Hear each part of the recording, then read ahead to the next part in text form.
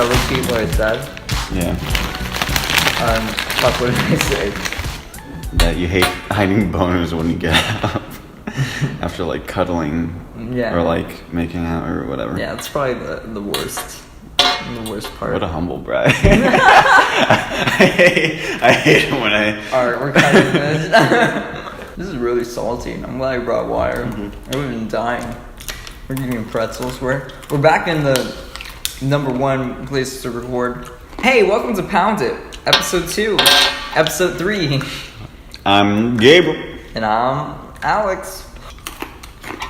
And these are pretzels. Sponsored. Is Pretzel trademarked? Ooh, oh, good topic. I don't. The word pretzel? You can't trademark that. It doesn't sound like use. It does. What? Band-Aid is not fair use. Hey. Each said recipes can't be copyrighted because they have a use to them.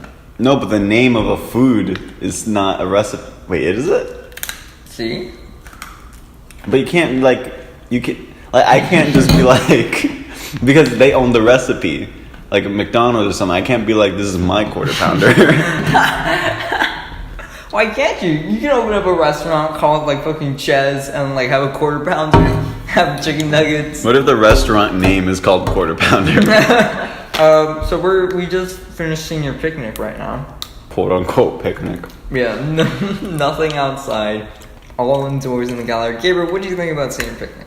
It went by very quickly. I only remember like flashes. And then the thing I most remember is just Jenga. That was like a highlight. That was great.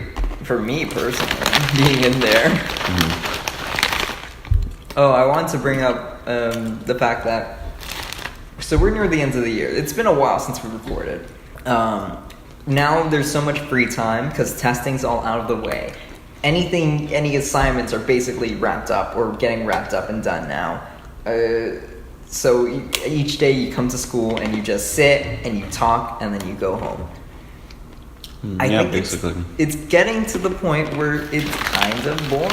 And I think a lot of people are feeling that. And so there's a lot more awkwardness like around people or around like our groups and things like that, like because it's like we talk so much and we see each other so much that we're like, it's just quiet. Can you give me an example of like the awkwardness? I didn't really understand what you're saying. Today I didn't feel it that much, honestly, but for like the last week I would say like I've been slowly like realizing that during lunch like we're getting to the point where like, okay, it's the final few days of school, but we don't know how to make this like really momentous. Like everyone is very tired despite doing nothing. Yes, that's exactly it. And why is that? Like when people are like hyped, I guess they have that adrenaline and all that, and I think they're constantly in a state of worry. I think it's boredom because we're not doing anything. Our brains are not active. I said a joke to Paulina, a hard one. She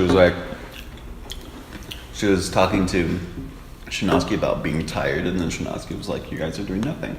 And I was like, I just had a separate like autistic comment like, if we were like dancers or like ballerinas, we wouldn't be that tired, ironically, because they practice for like 6 hours a day, but they're in constant movement. They're not like art people or like musicians or like drama. Well, no, drama people actually have that type of energy, but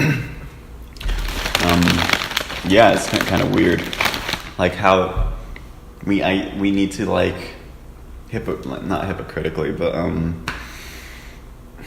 we gotta get into that action somehow, and some people do it by like working out and like releasing those endorphins, whatever. I don't know, what, you're gonna paint really fast? Is that what artists do? Well, I think it's just because like it's also like lack of anything. We're not like. I guess we're not doing anything. We're literally like there used to be pressure to freedom, like in sculpture, not doing anything was kind of like, oh shit, but we have like in the end of the school year things are gonna be due, and it was like I don't know, I enjoyed so much like my free time in sculpture, and now it's like it's just another free class. It's lost all of its charm. Are you trying to get at like the free time was actual free time because it was a break between work? Yeah. I think like it's so much more valuable then. Like now that we're got all free time, it's like it's nothing. It's meaningless. Well, now I guess it goes back to like now that we have free time, what did we do normally here? Like some people are revisiting their games or like going back to Netflix, of course, but like that's like normie stuff. Like like you saw Paulina was just like in a huddle with Megan and they're watching shows and movies. Yeah, that's the normal thing you do. But it's like what listen to music. We should like treasure our free time and like we should enjoy it, but we can't because we have too much of it. Well, I'm trying to be productive. Me too. Thing. Like I'm trying to learn editing in Premiere, and I'm trying really hard to like sit myself down and like be like, okay, I know it's fun when I get into it. See, I'm so glad that I don't have that hump anymore because I have so many projects. Usually that hump starts with like you don't have a thing that you're working on. For me personally, so like when I'm working on something, I could just get back into it and like get in and out. I hate how I'm really trying to make strides to fix this, but how school and how assignments have made me think that I'm only productive if I'm completing schoolwork. Yeah. And especially with creative endeavors. Like, I wouldn't paint normally now, just because like I'm... well, there's a lot to that. What I'm trying to say is if we still had paintings due or whatever, if we had Abramson or whatever, there's kind of like I don't really feel like there's a need to complete that assignment, but like just inherently having a task to do is like, okay, I'm going to give it my all because I like to give it my all when I'm assigned something. We're doing the game board Cheese Man. We're going to finish that into fruition, and I want to see all the design stuff work out, and that's why I'm still like, it's the end of the year, but I still want to make it look good. But I know that I would have a simply better game if I wasn't constricted by like what the school expects from a game. Like we can't use swearing, we can't use like anything pertaining to sex or whatever in a gossip game. Like okay. Wait, so did you really cut out like a lot of stuff about like the sex stuff? Yeah, that was earlier, and I think we talked about it in the previous podcast. But what I'm really getting at is I need to become more self-disciplined in what I'm doing to make work that actually I like. I can expand on that, but that's basically it. And that comes with like, you need to be disciplined enough to sit down. If you're a graphic designer too, like there's a junior that I would say, and Brooks would say, and many seniors would say, she's like better than us, and like the best one in her class. She's better than you guys. Yeah, because she does graphic design on her own. Like she would do it without assignments, and I think that's very strong. I think that's why Pike likes me a lot. This is because like the rumor came out, he was like really like that was a turn I saw because like, he was slowly like getting kind of like, oh yeah, I like Alex, but he's kind of like, you know, he's not that on top of things. And then he was like saw like that I had a lot of extra other things that I also do on my free time, and he was like, wow, this takes a lot of work. I just and people attribute that to passion. Yeah, and it is because for me it's not a discipline. And that's why I don't really see it like how they see it. A lot of people who see my other work are like, wow, that means like, you know, he has a great work ethic and whatever. And like he's gonna go places because he can get himself organized and working on other projects, so many different things. But that's not what it is for me. It's just like you're fucking around. I'm just fucking around. Which is where you want to be. But I still feel like I haven't learned anything like skill wise. On like keeping myself on task and things like that. I see that. Being an ID, like how can I get the work ethic of the pressure of ID into like not being pressured by teachers, just like what people call the work ethic. How can I be staying up until 12 doing something that like externally does not matter if I complete or not complete, but you really need to have that internal thing where it's like, this is very important to me, and my goals, I guess, and whatever. Well, see how I am. I externalize it a lot. So like, I want to show someone something fun. Mm-hmm. Yeah, that I want to get to that. That's what like Rumor Come Out and all my videos have been. It's like, okay, I think this is your funny. drive is like, okay, I'm gonna do this because I'm gonna get reaction like yes, this. Yeah, exactly. Blah, blah, blah, blah. And I'm like, I know Jenny, I know Gabriel, I know they will love this or something, and they'll enjoy it and they'll watch it, and I just need to make it sure it's enjoyable and funny. And that's my. Is that a trap though? Because then, like, you'll enjoy it being done more than the process, or am I going somewhere weird? No, because it becomes like this creative thing also, where I'm like, okay, how can I make this funnier? How can I make this more enjoyable? Okay, and that's where the joy comes from. Figuring out like, okay, why is this not that funny? And how can I make it better? Mm-hmm. I have a feeling with the editing that I've seen a lot of video, like in my life, and I haven't edited in so long. But I feel like, I guess, the way I learn is by looking at other people and how they do it. Yeah. And that's how I learned how to paint, because I looked at digital painting as a kid, and it's a lot of like, I like these pretzels. Yeah, I know. I'm trying to keep myself because I know the audio. They're very salty, but and the audio is like probably like picking up on every. Yeah. You're welcome, guys. Bring some pretzels too. Like. Yeah, let's make this a pretzel podcast. Starting now, go pause this, go to your kitchen, grab a bag of pretzels, or go to Publix, buy a bag of pretzels, come back, eat with us, and we'll even give you some pause time to like talk with us. So what do you think? That's cute. That was a really good point about passion. Yeah. I don't agree though with it. When you agree. Just assume what they said. I think they were disgusting when they started comparing it to like foreplay. I was like, that wasn't right. The foreplay process of getting work done. See? Yeah. There is a foreplay that you need. No! Yeah. Damn it. Like the foreplay process is getting like starting, like opening. Do you agree with this? Opening Premiere, putting your project on there. You open up Rumor Come Out. You take it's like, okay, let me start doing this. Let me turn off every external factor that's gonna walk in, like my parents, and be like, "Oh shit, you're jacking off." Yeah. I like jacking off while I'm editing. It's like Can we not talk about jacking off? Yeah. We did like a whole episode on it. It's just so easy. It's so easy to slip into jacking Someone off. walked up to me and told me you talk so much about jacking off. Where? Who? I don't remember who, but like. Not even in that episode, it always comes up with you. Like that's your go-to thing is talking about jacking off. I love jacking off. I'll talk about. Well, lately, like I became like I was inspired, let's say, by Louis C.K. And his passion for jacking off. So much so that he ruined his career for jacking off. Exactly. So I was like, oh, I want to, be all passionate about like, hey, jacking off's great. And so I did it. Now I'm kind of done with that. That part of your life is over. I advocated enough for jacking off, especially in previous episodes. So no more about it. You've lost your passion.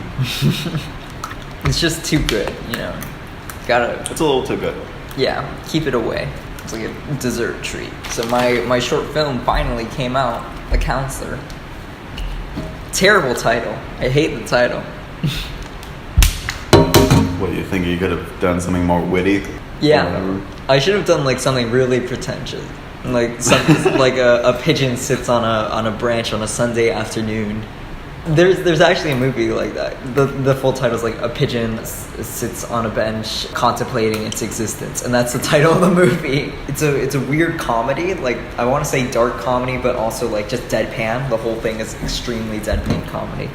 So I did show The Counselor to my parents, and speaking of the deadpan, it was interesting to see where a whole room of kids would laugh, and how my parents would laugh at certain things. So I heard my dad laughing. I didn't really witness the whole thing. Yeah. But like, especially when Cox like does his yelling bit and then gets fired, and then the next cut is him packing up. Yeah. There was not a reaction to that the first screening. Then the second screening, everyone was like, wow, that was clever, blah, blah, blah, laughter. Yeah. And then for my parents, it's just like, I think right after my dad turns to my mom and is like, in Spanish, he's like, oh, he got fired.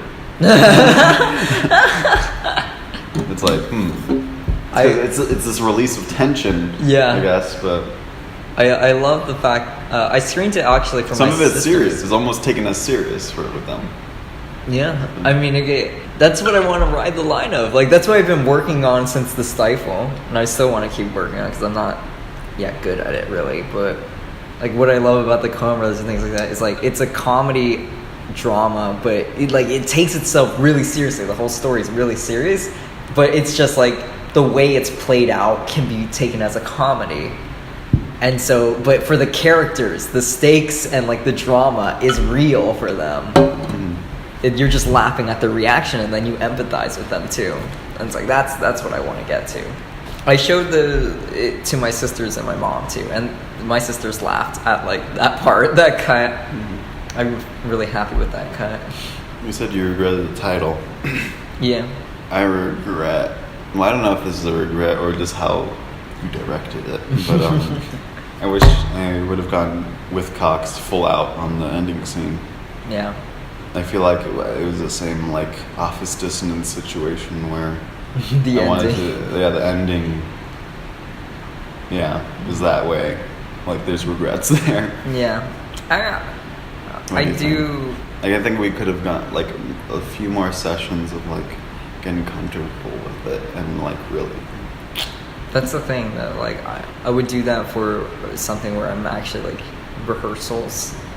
I wish this could have had rehearsals. Like we could have taken this like days. Like that. This project would have been so good if like I could actually like really spend my time with it. You really need to have organizational. Yeah. Fix up. Like you're already good. Okay, it's like sure, but like I guess you need the competition of NYU to like and see the what we call the other Alex, who's more organized. He has everything. I do 3 rehearsals before I shoot. Yes, my latest one, the guidance counselor.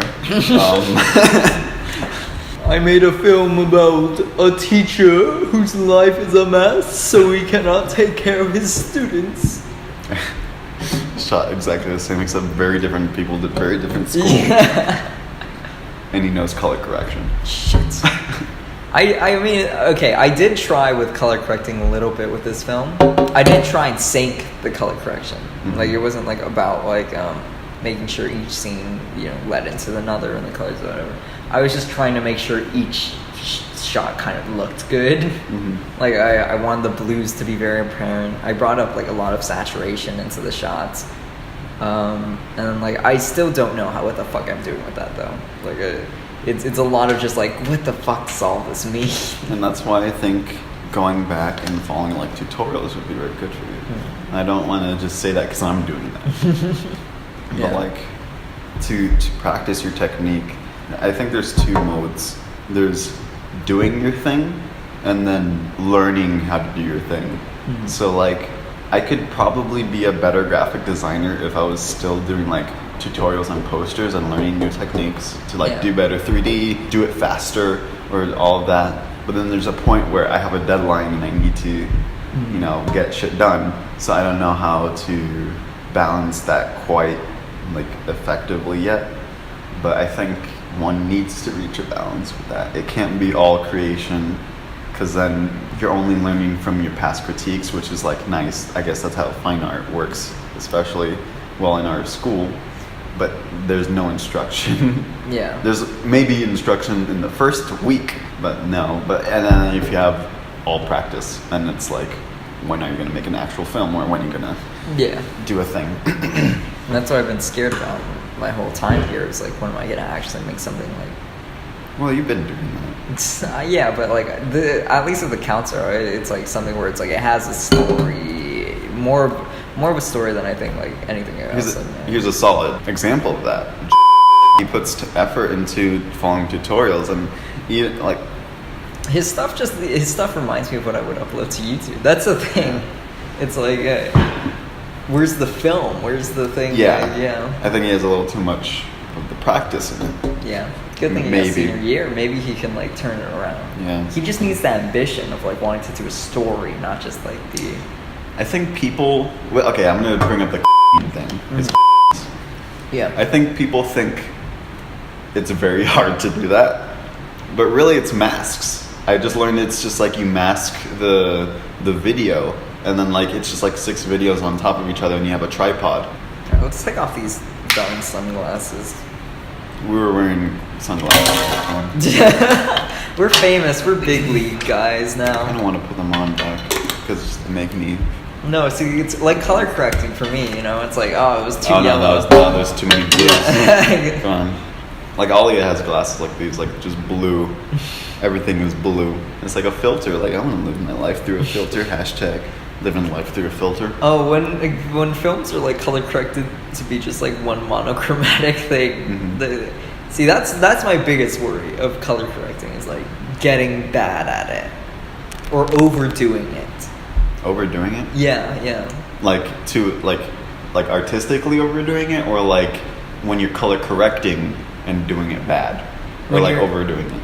When you're color correcting and doing it bad, like okay. Because I'm scared of like, okay, now the image is like nothing. There's nothing natural about like the lighting or the colors in the screen anymore. And it's like that's my biggest worry. Is like I've made this look, I guess, more cinematic, but at the same time it looks cheesier because of that. It looks more like a... Yeah, there's an element of cheese when you look at like YouTube type videos. There's some YouTubers that maybe have like millions of subscribers, that type of category where they use a lot of jump cuts, whatever, and maybe they're the type of person who adds like camera shake post-production. Oh god. So I guess that is the type of thing. That's like everything's white now. Like I got used to it. See, I like when I take off my glasses. That's what happens. Oh my god. That's what happens with color correcting, though. That's an exact example of like what I'm scared of. Is like color correcting so much that I don't even realize like what is white anymore. Because now like outside looks white, and then if I take off my glasses, everything looks. That's what happened a lot actually when I was like, okay, there's this one part which is very noticeable actually if you pay attention. With Cox and Alia, they're in a scene, the lead up to it, and then he gets the phone call on his office phone. He's like, just one sec, and he picks it up, and then we cut to the next day, and I didn't have my camera, so I'm shooting with Pike's camera, and the lighting system on there is different. The white bounces off completely, so it was like it looked really poor, like the original footage. Like it was darker, and it was yellow, and it was like gross and everything. And so I was like, fuck, I have to really color correct this and fix it. And so like I would just like try, and then every time I thought I was close, I was like, oh, that looks like white, and like go back to the original other footage that I have from the day before, and it's like way better. I'm like, what the fuck? How am I not getting close to this? How does my eye trick me to believe like I'm getting there, and then it's completely off? Let me just say, one of the biggest weaknesses in your film, let me just bring up a weakness, is not the cinematography and like how it moves, because I think you have that very well, but like the technical quality of it. Okay. Like things in focus. Yes. And the settings on the camera, and that leads to colors and all of that, and exposure or whatever. I think focus, especially for me. I'm not anal about the technicalities, and so that leads to a lot of like very apparent like mistakes. And I know. So I find it strange if you're anal about shots, the amount of shots you have, but you're not anal about these other things. It's a different type of thing for me. Like I know Tori's extremely anal about her shots.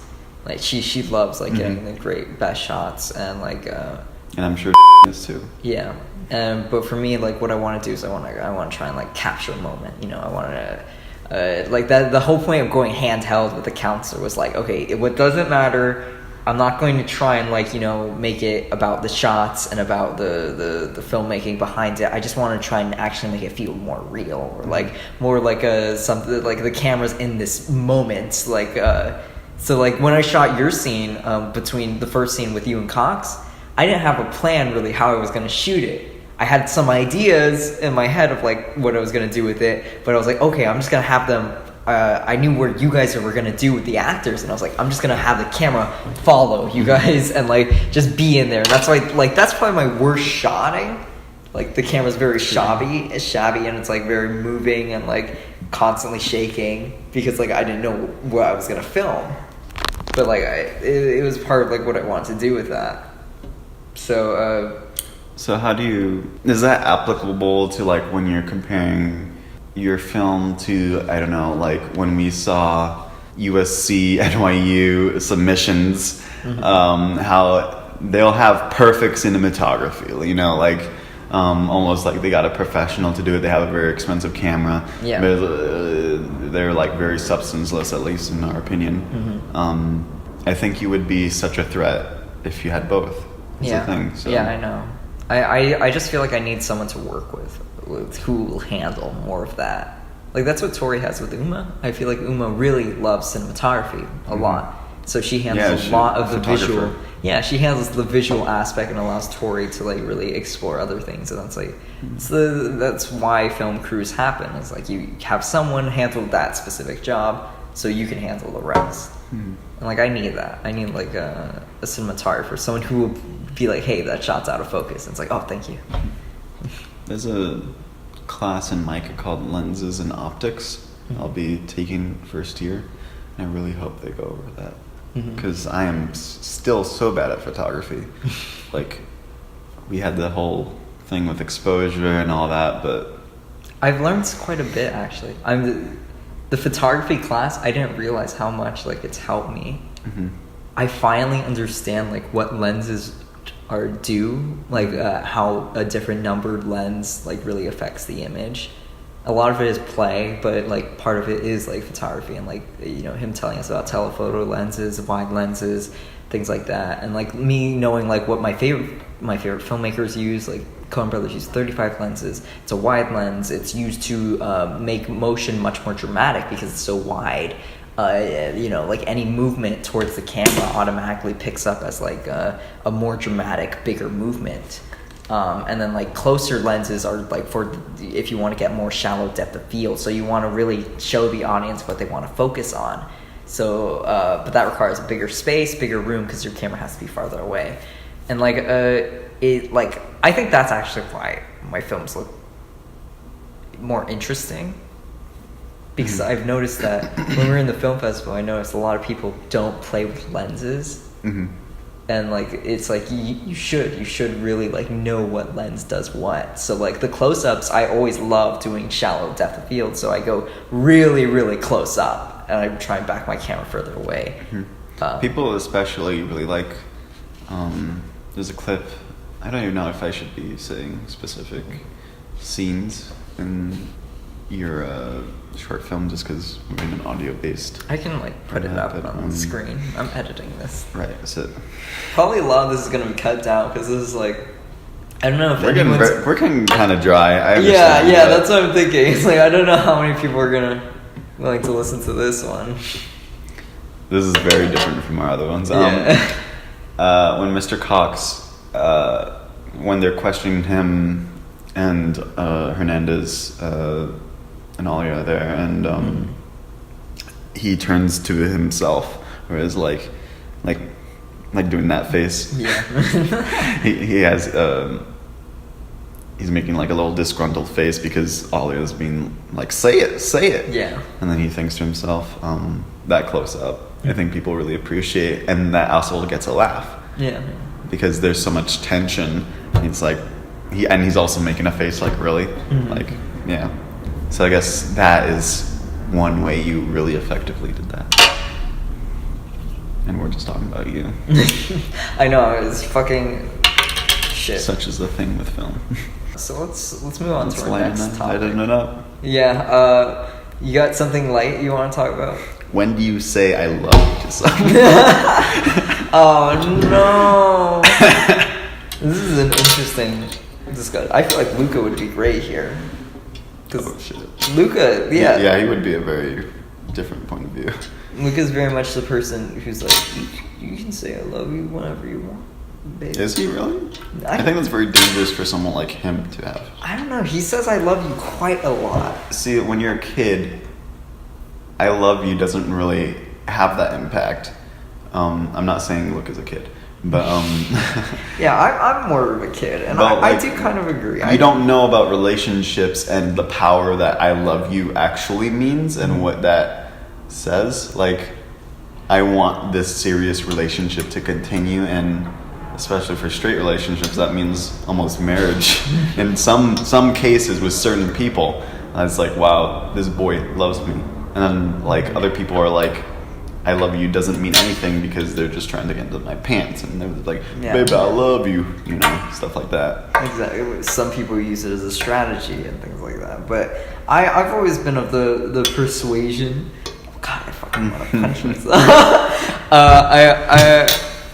I've always not put I love you that big on a pedestal. I've never thoroughly. It shouldn't be. I think it's just a word, and it's just a word that is used to express something, because I'm the type of person, I misuse words all the time. You know this. You fucking call me out on it. And so for me, like, all words is just a way of conveying an emotion. So as long as I convey my emotion right. Your emotion is right, but like you're using a word. Yes, really exactly. wrong. That's why a lot of people don't stop me though. Is because like I'm in a ramble. It's like, wow, he knows what he's talking about. Yeah. And like they at least get like the emotion of what I'm saying. But when you have a communicationer.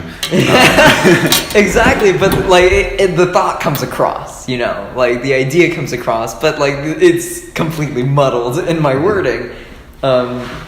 So for me, I love you doesn't mean like, the most serious thing. It just means, I care about you and you are an important person. You're a person that I love. It's just like it's giving a little bit of your heart to make someone else happy. But now, then the counter argument is if you do that, then you lessen your the glasses adjustment. It sucks that nobody can see this visually, but like, just do an edit. The value of your I love you can be less or more than other people. Mm-hmm. So like, if Luca says I love you to everybody, then the value of his I love you is down. So then you risk that. Is there a sort of balance you have to strike still with it? people still like feel something if he says it though. Like there's also like the difference between a friend I love you and like someone you're dating I love you, and like we should be differentiating that. Well, yeah. Definitely. And I know like when Luca was dating or whatever, and like he said I love you to her, and that like fucking freaked her out or something. Because sorry, Luca, that you're not here to talk about that. Yeah, I don't know. This should be discussed on the podcast. If you say I love you to a person, they'll freak out. It's the immediate fear and like even though he says it to everybody, the fact that you're saying it to the person that you're dating or whatever, like, still matters. It's kind of it's annoying, but like it's something to think about, and it's the reason why I hold back my I love yous. I don't even say I love you that much to you. I say it like occasionally. I told you that at the sleepover. Yeah. I don't remember the last time I said that. Yeah, exactly. Like I hold it back because society tells me to hold it back. I completely forgot that, but that's an excellent thing that we did that actually recently. Yeah, I hold it back too, but I won't unnecessarily hold it back. Like, I'm very lucky in my relationship right now. I've told someone this, it's very important that both parties know exactly what your relationship is all about. Well, no one really ever knows, but you have a good understanding, I guess. And so, because if you do say I love you, then you ironically will hurt them more than if you didn't. Yeah, that's the biggest fear, is like saying I love you, and then that induces like pain and trouble in the relationship down the road. Yeah. And so when my mom simply comes up to me giving me advice offhandedly in some random place in time, and she says, "Remember, if you take out a girl, remember to always say I love you. You gotta remind them." Or like my dad would say that, and then he practices that with my mother, and I'm like, doesn't that lesson, like, you're just like, I feel like you're selling snake oil to my mom here. Yeah, exactly. See, I hate that idea of I love you. It's like it's a rope, to bring in the cattle. I wanted to though say like how ironic it is that I love you can be like the most destructive thing in a relationship sometimes, when it's supposed to be just something of joy, and like, so it's just supposed to be like, hey, like I'm happy and I want to tell you that you make me happy. There's a thing in a TV show where like two characters fuck, and then one of them is trying to convince their friend that the guy actually loves them, and then the character is like, no, he loves me. He said I love you right as he was coming onto my face. Genius. It's like, yeah. It just reminds me of like the Onion video where it's like how to make a guy notice you when you're fucking him. Oh yes. Good references that people don't understand. Links in the description below. I'm sorry, I'm making more noise. Yeah. Fucking bothering me. You're like a stress ball during the podcast. Is there a conclusion we can bring the idea of like I love you to? What is one conclusion I can bring this Just number two. If you're good to mama, mama's good to you. That's basically what my mom's telling me. When I say I love you to your special someone. It's like, no, I want to keep the exchange rate of my I love you high. Yeah.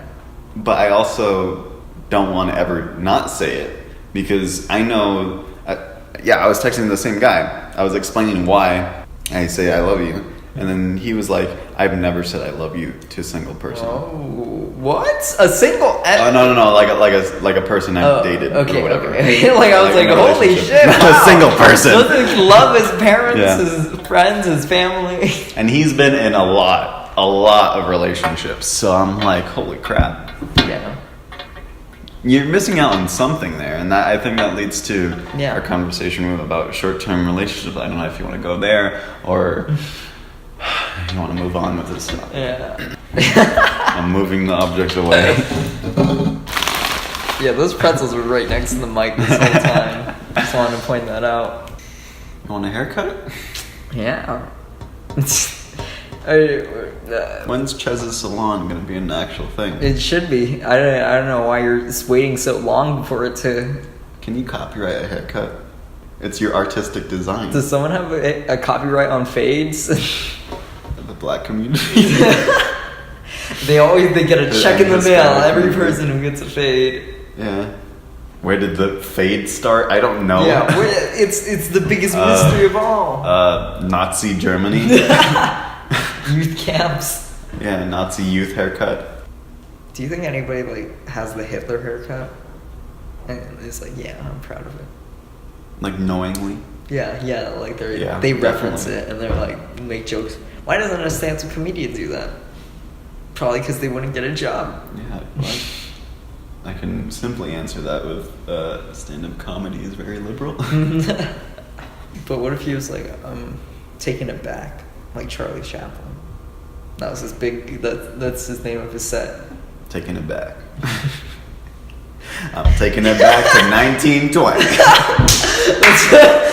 It's a double twist. Oh man, what do you think about caffeine, the addiction?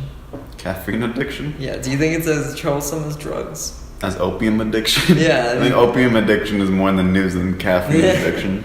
Well, see, nobody talks about caffeine addiction. That's what makes it That's more... what's destroying America, actually. Exactly. How many people drink caffeine a day? And they have to go to the Starbucks each day or else they can't fucking live their lives. That's my dad. He's a caffeine addict. Is Starbucks like a drug company? Exactly. It's the most legal drug company. Do you think they're going to besides, get like, fucking liquor. bans like in 20 years or something? 20 years. That's What? very... Okay, you're right. 50 Caffeine? years. Yeah. Ever to be banned? Yeah, do you think like... I think there would be like underground caffeine markets, like how they banned... Yeah. And then the caffeine mafia and all that. Which would be great. Why am I not writing this script And then right now? and then like thousands of years later, we have a Mad Max scenario where we need the caffeine, and then you get it from like the tit of someone, I guess, It's like- or Starbucks logo lady. That logo confuses me. Why did they choose mermaid? Starbucks. There's nothing in the title that refers to mermaid. There's nothing about the place that refers to mermaids. Why does nobody question this? Why is Toys R Us run by a giraffe? Is it? Well, it doesn't matter now. It's a family company. When will we see the demise of Starbucks? 2 years. 2? Yeah, it's 2 going, years. It's going down. You heard it here. Sell your fucking stocks. I'm gonna short that shit. I'm Shorted to Starbucks. So, good luck. I call up the stockbroker like I want to short Starbucks. And then it's like the scene in Louis where it's just like, you can't do that. I can see what's coming. I could see shorting Snapchat. But Starbucks. It's going under, man. I'm telling you. First Toys R Us, next Starbucks. You know, I bought stock in, this is a stock episode now, in Blizzard. Blizzard before, like, Fortnite came out. And whoa, hey. Yeah, it rose by like $10. That's pretty good. $10, sell. Get those $10. Don't stay in the game. That's how the stockbrokers get you. Oof. They want your $10. Well, no, I stayed in the game for... Well, I shouldn't say that. I shouldn't be talking about my finances. Oh no, yeah. Everyone here is just like. Because I also buy drugs, hence why I have stock in Starbucks. Wow. Have you heard about mattress firms? What about them? How they're kind of... The conspiracy is they're fake stores. And... No, you're laughing, okay? But Yeah. there's actually pretty good evidence What? for this. Have you ever seen a person go into a mattress firm? Why would you have a store dedicated to selling mattresses? Just mattresses. Huh. Okay, when you drive around or you go into Google Maps, the mattress firms are located like within a block from each other. Like maybe there's 3 mattress firms in one block. Yeah. There's another thing about that. Competitive market.